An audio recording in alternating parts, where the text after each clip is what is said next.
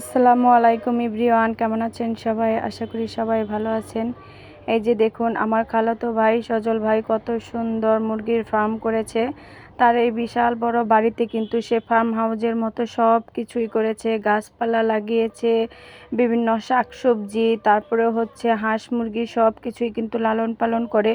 এদিকে আমাদের সবার জন্যই তো রান্নাবান্নার আয়োজন চলছে। এখানে রোস্ট, তারপরে পোলাও, সব কিছুই রান্না হচ্ছে। আর এই যে দেখুন কাঁঠাল গাছ, আর আমার হাজব্যান্ড তো কাঁঠাল যেখানেই দেখে সেখানে এসে থেমে যায়, কারণ কাঁঠাল তার খুবই পছন্দ। সে খেতে পছন্দ করে না, কিন্তু আমার বাসার মানুষের খুব পছন্দ, এই জন্য সবসময় বলে যে কিভাবে নিয়ে যাবে। আমিও তো তাকে দিয়ে দিই কাঁঠাল। এদিকে দেখুন লেবু গাছে তো একদম বেতুলের মতো লেবু ধরে আছে। এই লেবুগুলো দেখে কিন্তু খুবই ভালো লাগে। আমরা তো আসার সময় অনেকগুলো লেবু নিয়ে আসছি, আর খেতেও কিন্তু এগুলো অনেক মজা, ভালো লাগে এরকম গাছগাছালি সব কিছু দেখে। আর এদিকে তো আমার গলার অবস্থা একদমই খারাপ হয়ে আছে, ঠান্ডা লাগেনি, তারপরও যেন কিভাবে এরকম গলা বসে গেছে। আর দেখুন কচু গাছও লাগিয়েছে, সেখানে আবার কত লতি হয়ে আছে। এই সব কিছু কিন্তু আমার খালাতো ভাই নিজে পরিচর্যা করে। এইখানে কিন্তু শীতকালে আরও অনেক শাকসবজি ছিল। এখন আমার একটা ভাতিজা হয়েছে, যার কারণে তেমন একটা সময় দিতে পারে না, ছেলেকে নিয়ে ব্যস্ত থাকে।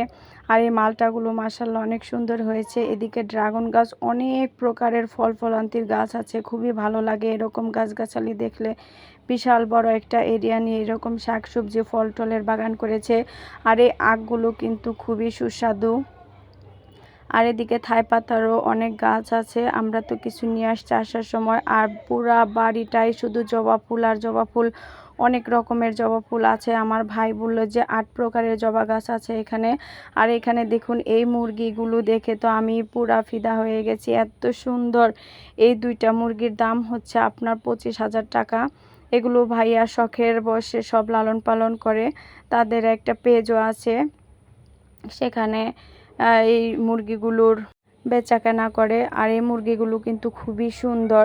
সবার কাছে কিন্তু এই প্রজাতির মুরগি আপনারা পাবেন না, আমার ভাইয়ার কাছে আছে। আর অনেক প্রকারের পাখি, মুরগি সব কিছুই আছে। এগুলো দেখে তো আমি শুধু তাকে দেখছিলাম, এত সুন্দর। আর এই যে মুরগিগুলো দেখুন, একদম ইউনিক, আমি তো আগে কখনোই এই মুরগিগুলো দেখিনি।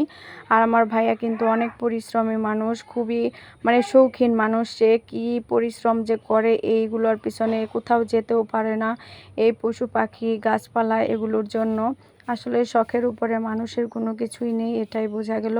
এদিকে তো আপা দুলাভাই আমাদের সবার জন্য নাস্তার ব্যবস্থা করেছে। এই যে মিষ্টিগুলো তো অনেক মজা ছিল, এই রসগোল্লাগুলো খুবই মজা।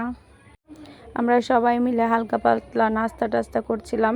এদিকে তো আমি আবারও চলে আসলাম এই মুরগির ফার্মটাতে দেখার জন্য। এই যে দেখুন এইখানে আবার ওই বড় মুরগির বাচ্চাও তুলেছে, কত সুন্দর। এগুলো অনেকগুলো আগেও সেল হয়ে গেছে।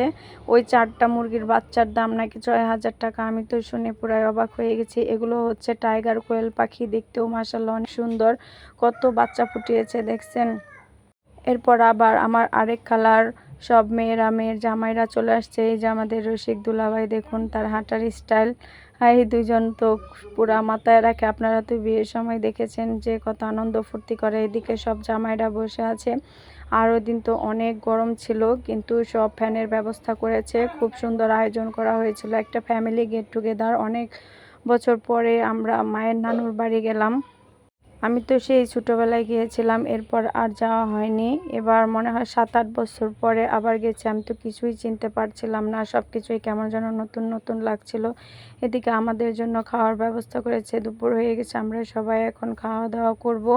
এদিকে আমি, আপনার ভাইয়া সবাই একসাথেই বসে পড়েছি খাওয়ার জন্য, কারণ ক্ষুধা লেগে গেছিলো।